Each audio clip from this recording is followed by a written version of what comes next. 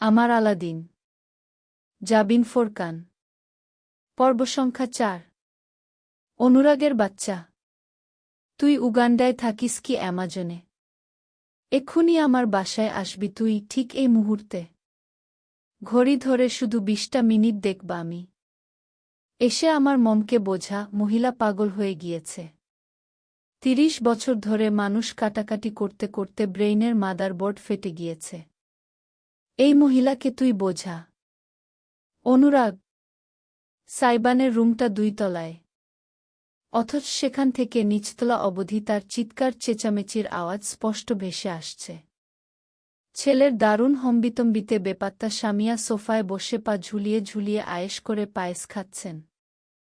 মধ্যখানে বিপাকে পড়ে যাওয়া ইরাম দাঁড়িয়ে দাঁড়িয়ে কাণ্ডকারখানা দেখছে। মা ছেলের মাঝে এ কেমন দ্বৈরথ? হাসা উচিত নাকি দুঃখ করা উচিত বোঝা মুশকিল। কাজের মেয়ে সুগন্ধা অবশ্য একদম স্বাভাবিক। গুনগুন করতে করতে খাবারের টেবিল গুছিয়ে নিচ্ছে। যেন আশেপাশে যা হচ্ছে তা এখানকার নিত্যদিনের ঘটনা। এমন সময় ওই মেয়ের ঠোঁটে গান আসে কিভাবে? এই বাড়ির প্রত্যেকটা মানুষই এক একটা নমুনা। প্লিজ আয়, এক্ষণ আও। কিসের বিজনেস মিটিং তোর শালা? দেখিস অনুরাগ, তুই যদি আজকে না আসিস তোর ফটো পোস্টারে ছাপিয়ে আমি সারা শহরের দেয়ালে সেটে দিয়ে আসব, নিচে বড় বড় করে লিখব এই ইফটিজারের থেকে সাবধান। দেখিস তুই। নিজের রুম থেকে বেরিয়ে বোধ হয় সাইবান ছাদের দিকে চলে গিয়েছে। ঠাস ঠুস শব্দ আসলেও এবার আর তার কথা স্পষ্ট শোনা যাচ্ছে না। স্বামীয়া ধীরে সুস্থে পায়েস শেষ করেছেন ততক্ষণে। ঘড়ির দিকে তাকিয়ে তিনি উঠে দাঁড়ালেন। হাসপাতালে যাওয়ার সময় হয়ে এসেছে। ঠিক তখনই নিজেকে আর রুখতে পারল না ইরাম। সামনে গিয়ে দাঁড়াল। খালামণি, কিছু মনে করো না, তুমি গুরুজন। তবুও বলতে বাধ্য হচ্ছি, তুমি অযৌক্তিক কথা বলছ। এমনটা সম্ভব নয় উই। কেমনটা সম্ভব নয়? সাইবানকে বিয়ে করাটা? কেন সম্ভব না? স্বামীয়ার স্বাভাবিক এবং সুচারু দৃষ্টিতে ইরাম খানিকটা অস্বস্তি বোধ করল। তারপরও বলল, জি। প্রথমত তোমার মাথায় এমন একটা পরিকল্পনা কিভাবে আসলো সেটাই চিন্তার বিষয়। উপরন্তু আমারও একটা মতামত বলে বিষয় আছে। আলাদিন আর আমি খুবই বেমানান গু। বয়সে তোর ছোট বলে বলছিস? নাকি পুরুষ সম্পর্কে ট্রমা হয়ে গিয়েছে বলে? ইরাম এক মুহূর্ত চুপ থাকল। তারপর জানাল, বিষয়টা এমন না। আলাদিনকে আমি ছোটবেলা থেকে দেখেছি। ঈদে কোরবানে আর কিছু না হোক টুক করে আমাদের বাড়িতে সালামি নিতে চলে যেত। তাদের কথাবার্তা অবশ্য সে শোনেনি, শোনার কিংবা জানার ইচ্ছাও নেই। এর চাইতেও গুরুতর একটা কাজ বাকি তার। সিদ্ধান্ত নেয়া। সত্যি বলতে জীবনে বিয়ে করার সকল স্বাদ মিটে গিয়েছে ইরামের। কোনো পুরুষকে তার বিশ্বাস হয় না। বিশেষ করে যদি সেই পুরুষটি দেখতে শুনতে বেশি সুদর্শন হয়। পুরুষ মানুষ সুন্দর হবে, তাদের মাঝে কোনো ঘাপলা থাকবে না এমনটা অসম্ভব। তবে ইরামের ভাবনা এখন আর তার নিজের মধ্যে সীমাবদ্ধ নেই।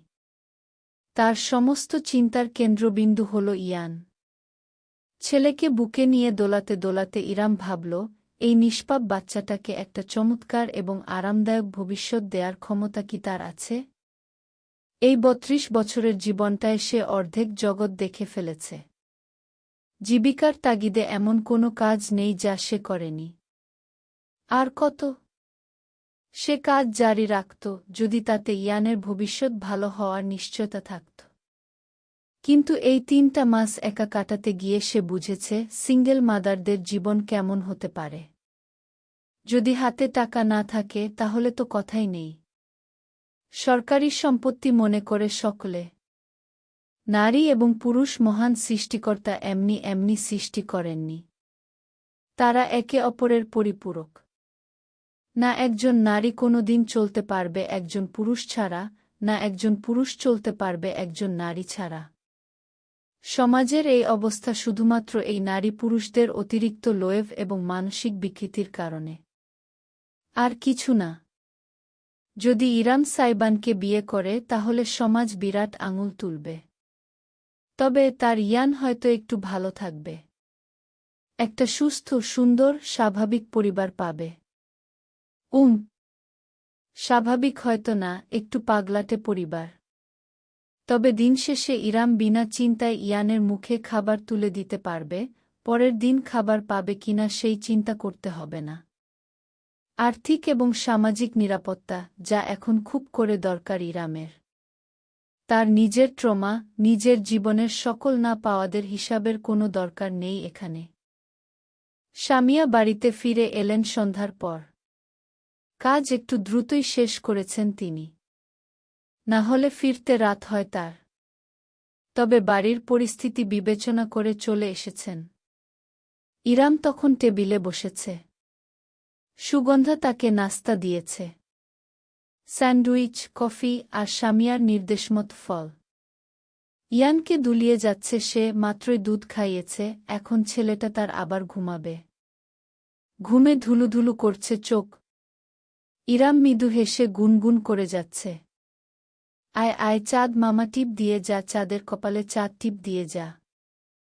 ইয়ানের মুখটা অসংখ্য চুমুতে ভরিয়ে দিল ইরাম, বিনিময়ে ছেলে তার ছোট্ট দুখানা হাত দিয়ে আঁকড়ে ধরল তার গাল।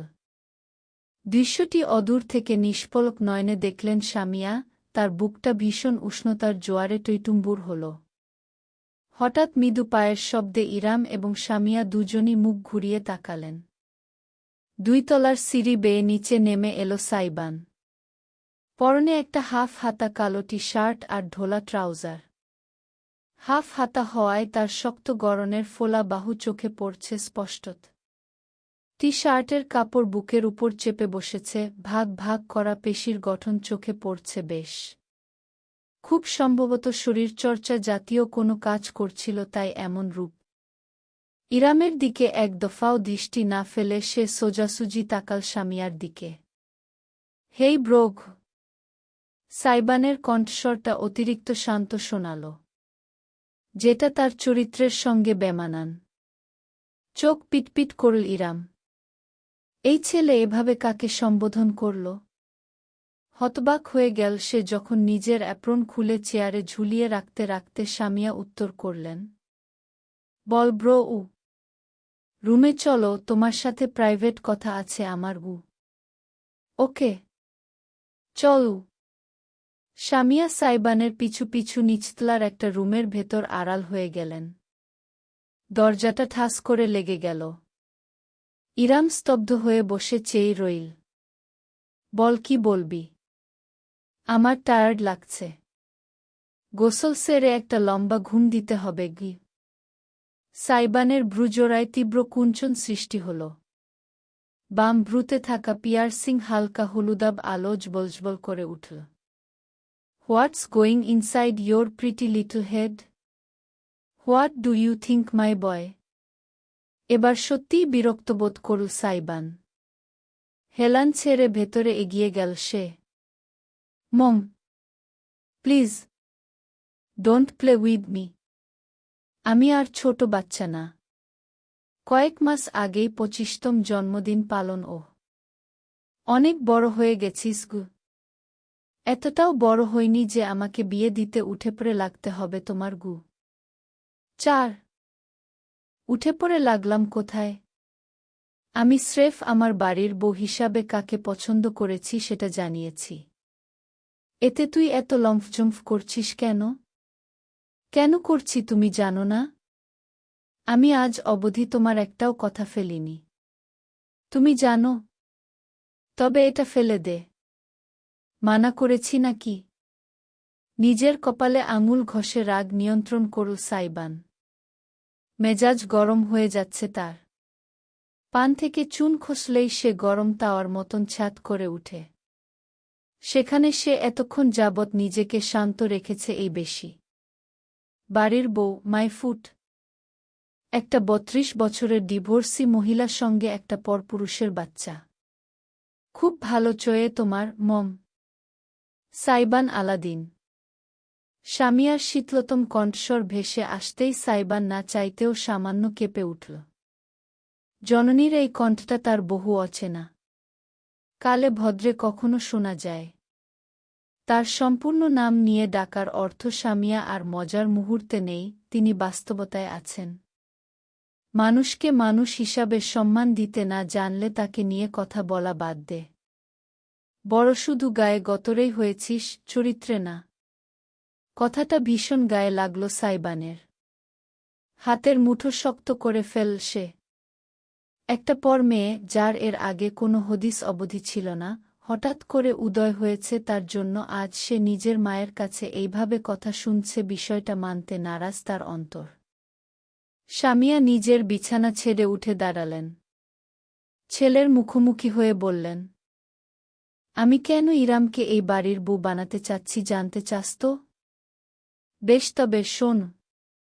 বাপ মারা যাওয়ার পর থেকে ইরাম একা হাতে দুই ভাইকে মানুষ করেছে। নিজের পাগল মা, দুইটা ভাইয়ের পড়াশোনা, তাদের খরচ, পরিবারের খরচ সব একা হাতে টেনেছে ওই একটা মেয়ে। পরিবারের বড় মেয়ে কিনা।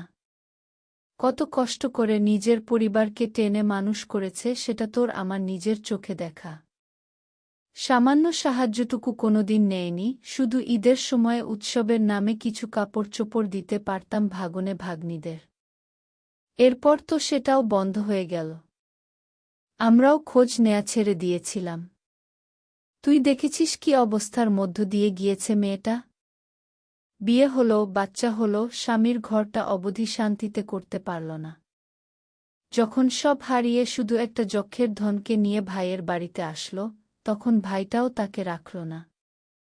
এমনি কুলাঙ্গার ভাই, যে মাতৃতুল্য বোন পেলে পুষে বড় করেছে, চাকরি দিয়েছে, তাকে তাড়িয়ে দিতে দুইবার চিন্তা করল না।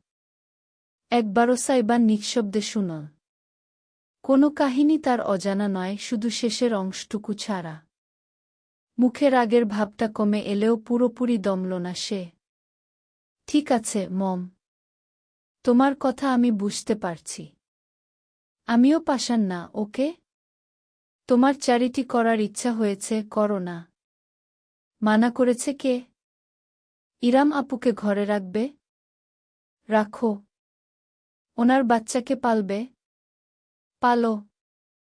আমার কন্ট্রিবিউশন চাইলে আমি প্রতি মাসে সেটাও করব। কিন্তু সোজা বিয়ে পর্যন্ত টেনে নেয়ার মানে কি? স্বামীয়াকে এবার বেশ অসন্তুষ্ট মনে হল। চ্যারিটি? কন্ট্রিবিউশন? কবে এত অধপতন হলো তোর? ছোটবেলায় এত ইরাম আপু করতিস, জানিস না তার আত্মমর্যাদা কোথায়? তোর মনে হয় আমরা চ্যারিটি করতে চাইলেই সে হাত পেতে নেবে? মধ্যবিত্তকে আর কিছু আল্লাহ দিক বা না দিক, আত্মসম্মানটুকু দেয় ভরে ভরে। হাত পাতার মতন অবস্থায়ও তারা হাত মুঠ করে ঠোঁট কামড়ে লড়ে যায়। ভিন্ন দিকে তাকিয়ে আগের তুলনায় কিছুটা শান্ত গলায় তিনি যুক্ত করলেন, তাছাড়া আমার বাসায় একটা প্রাপ্তবয়স্ক ছেলে আছে। আরেকজন প্রাপ্তবয়স্ক মেয়ে, উপরন্তু ডিভোর্সি খালাতো বোনকে দিনের পর দিন বাড়িতে জায়গা দিলেও সমাজের সমস্যা হয়ে যাবে। খাওয়া পড়া তারা দিক বা না দিক, সালিশটা ঠিকই বসাবে। ৩২ বছরের মেয়ের সাথে ২৫ বছরের একটা ছেলেকে বিয়ে দিলে সমাজ সালিশ বসাবে না বলছ? ৪ অবশ্যই বসাবে। আরও বড় সালিশ বসাবে। কিন্তু তখন অন্তত আমি গলা চড়িয়ে আমার ঘরের বউয়ের সম্মান বাঁচাতে লড়তে পারব। শুধুমাত্র ভাগ্নির জন্য এত কিছু করার সুযোগ নেই। বুঝেছিস? বুঝলাম। হঠাৎ করে উল্টো ঘুরে দরজার মাঝে ধরাম করে একটা শক্তিশালী ঘুষি বসিয়ে দিল সাইবান। প্রবলভাবে কেঁপে উঠল চারপাশ, ভয়ানক একটা শব্দ হল। এটাই বুঝলাম যে বাড়ির একমাত্র ছেলে সবসময় আদরের দুলাল হয় না, মাঝে মাঝে বলির পাঠাও হয়। ভাঙচুরের শব্দ আরম্ভ হল তৎক্ষণাৎ। সাইবানের হাতের ধাক্কায় শোপিস, দেয়ালের ফটোফ্রেম সব আছড়ে পড়তে লাগল মেঝেতে। আমি পারব না ওনাকে বিয়ে করতে। গলা নিচে। একদম চিৎকার চেঁচামেচি করবি না। পরিস্থিতির জটিলতা বোঝার চেষ্টা কর। ছেলেকে সামলাতে চাইলেন স্বামীয়া। কিন্তু পারলেন না। তার ছেলে সাক্ষাৎ ঝড়কে কাবু করাটা মুশকিল। আমি কোনোদিন ইরাম আপুকে বিয়ে করব না, আমার কথাটা একবার না না না এবং না। No, never. Never ever in my life I will marry a senior women. না পারতে সামিয়া এবার পাল্টা চেঁচিয়ে উঠলেন। ফাইন। করবি না বিয়ে? করিস না। রাখিস না আমার কথাটা। আমার কিচ্ছু যায় আসে না। আমি নিজেরটা আর ইরামেরটা বুঝে নেব, ঠিক আছে? শুধু এরপর আর কোনোদিন আমার মুখ থেকে তোর কাছে কোনো চাওয়া উচ্চারিত হবে না, এটুকু জেনে রাখিস। সাইবান হঠাৎ করেই জমে গেল। ঝট করে পিছনে ফিরে তাকাল। বহু বছর বাদে সেদিন রাতে প্রথমবারের মতন ছেলের তেজি দৃষ্টির মাঝে অসহায়ত্ব দেখলেন সামিয়া। সারা রাত ঘুম হয়নি ইরামের। ছটফট করেছে সে। দরজার বাইরে থেকে যে চিৎকার চেঁচামেচি সে শুনেছে। এরপর যেভাবে সাইবানকে ঝড়ের বেগে বাড়ি থেকে বেরিয়ে যেতে দেখেছে তাতে শান্তি মেলা ভার। তার জন্য মা ছেলের মাঝে একটা অঘোষিত যুদ্ধ শুরু হয়ে গিয়েছে, বিষয়টা খুব খারাপ লেগেছে তার। আজকেই চলে যাবে সে। তাতে যা হওয়ার দেখা যাবে। তাতে যা হওয়ার দেখা যাবে। ইয়ান বরাবরের মতোই ঘুমাচ্ছে। ভোররাতের দিকে খাইয়ে তাকে শুইয়েছে ইরাম। ছেলে ঘুমে থাকতেই সে নিজের লাগেজ টেনে ছোট্ট একটা ব্যাগ বের করল। উপুর করে ঢেলে দিল সমস্তটা। দুটো পুরাতন 20 টাকার নোট, সঙ্গে একটা রূপার আংটি পাওয়া গেল। এই আংটিটা তার অতি শখের। বাবার গড়িয়ে দেয়া শেষ স্মৃতি, শেষ সম্বল। মৃত্যুর আগ অবধি বস্তুটাকে হাতছাড়া করতে চায়নি সে। কিন্তু ইয়ানের ঘুমন্ত ছোট্ট মুখটা নজরে আসতেই সিদ্ধান্ত নিতে দেরি হল না তার। পুরাতন বাটন ফোনটা তুলে কল করল। ওপাশ থেকে রিসিভ হতেই বলল, হ্যাঁ আমি। আমাকে শুধু 2 দিন থাকতে দেবে? কথা দিচ্ছি কোনো সমস্যা করব না। শুধু ইয়ানকে ডাক্তার দেখাব আর নতুন মেস দেখে উঠে পড়ব। জরুরি দরকার, প্লিজ যদি একটু ব্যবস্থা করা যায়। হ্যাঁ, ওহ থ্যাঙ্কস। সত্যি অনেক কৃতজ্ঞ থাকলাম। আমি দুপুরের আগেই চলে আসব। ওকে, রাখছি। ফোনটা কেটে একটি স্বস্তির নিঃশ্বাস ফেলল ইরাম। আগামী 2-3 দিনের জোগাড় হয়েছে। এবার শুধু খালামণিকে বলে কোনো ভালো শিশু বিশেষজ্ঞের সন্ধান নিয়ে ফিরে যাবে। ইয়ানকে পাতলা কম্বল টেনে ঢেকে কপালে একটা চুমু দিয়ে রুম থেকে বেরিয়ে এলো ইরাম।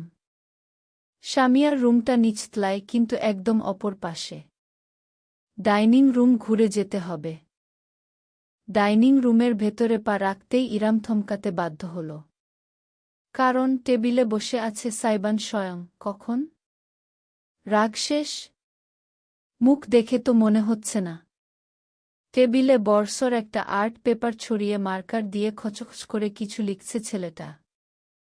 অত্যন্ত মনোযোগী দৃষ্টি। হাতছাড়া ট্যাঙ্কটপ আর জিন্স পরনে। শার্ট ছিল যেটা ছুঁড়ে ফেলে রেখেছে সোফার উপর। ইরাম না পারতে খানিকটা কৌতূহলী হয়ে কাছে সরে উকি দিল। একটা পোস্টার বানিয়েছে সাইবান। তাতে গোটা গোটা অক্ষরে লিখা, প্রফেশনাল হাজব্যান্ড। Professional husband. আপনি কি অসহায়? একাকিত্বের ভার বইতে পারছেন না? চান একজন নির্ভরযোগ্য বড়লোক সঙ্গী, যে শুধু আপনাকে কেন, আপনার বাচ্চা গাচ্চা দাদি নানি 14 গোষ্ঠী পেলে পুষে দেবে? তবে হে রমণী, এই বিজ্ঞপ্তি আপনারই জন্য। আপনার বয়স যত বড়ই হোক না কেন, তার চাইতেও বড় হতে হবে আপনার মন। যেন সেখানে আমার জায়গা হলেও কুমতলবের জায়গা না হয়। আপনাদের সেবায় আছি আমি। Professional husband, Saiban Aladin. Booking করতে আজই যোগাযোগ করুন এই নাম্বারে। Professional husband 01। এই এই প্রথমবারের মতন সদা শান্ত ইরামও আতকে না উঠে পারল না। এই ছেলের মাথা আসলেই নষ্ট। পুরোপুরি নষ্ট। সাইবান মার্কারের ক্যাপ ঠোঁটে গুজে রেখে তার দিকে তাকাল, পরক্ষণে বাঁকা হেসে লাফিয়ে টেবিল থেকে নেমে পড়ল। হেলেদুলে পোস্টার নিয়ে বাড়ির বাইরে চলে গেল। ইরাম না পারতে ছুটে গেল তার পিছু পিছু। বাড়ির বাইরে গেটের কাছের দেয়ালে আঠা দিয়ে সুন্দর করে পোস্টারটা লাগাচ্ছে সাইবান। দারোয়ান একপাশে দাঁড়িয়ে হা করে ঘরের ছেলের কাহিনী দেখছে। ইরাম হাঁপাতে হাঁপাতে পৌঁছাল। আলাদিন, তোমার মাথা খারাপ হয়ে গিয়েছে? না তো, আমার মাথা একদম চকাচক আছে। নতুন বিজনেস আইডিয়া পেয়েছি। যদি আমাকে ব্যবহৃত হতেই হয় তবে ভালোমতোই হই। কি বলেন আপু? ইরাম আর সইতে পারল না। এগিয়ে গিয়ে খপ করে সাইবানের একটা হাত পাকড়াও করল। অপর হাতে সদ্য বসানো পোস্টারটা দেয়াল থেকে ছিঁড়ে উঠিয়ে ছুঁড়ে ফেল রাস্তায়। ক্রুব্ধ দৃষ্টিতে দেখল সাইবানকে, যে এই মুহূর্তে বেশ খানিকটা বিস্ময় নিয়ে তার হাতে ধরা নিজের হাতটার দিকে চেয়ে আছে। একটা ৩২ বছরের ডিভোর্সি মহিলার সঙ্গে একটা পরপুরুষের বাচ্চা নিয়ে খুব সমস্যায় পড়ে গিয়েছ, তাই না? সরি। I am sorry. চলে যাচ্ছি, শান্তিতে থেকো তুমি। তবুও just stop this nonsense, will you? ইরামের কণ্ঠস্বরে সাইবানের চেহারায় অদ্ভুতুরে একটা অভিব্যক্তি ফুটে উঠল। পাল্টা বাঁকা হেসে দীপ্তগলায় সে বলল, কোথায় চলে যাবেন? লম্পট স্বামীর কাছে? Well, not happening anymore. হঠাৎ করেই আমার অন্যের হক মেরে দেয়ার ভীষণ রকম ক্রেভিংস উঠেছে। তা সে হকটা হোক আপনার এক্স হাসব্যান্ডের। চলবে?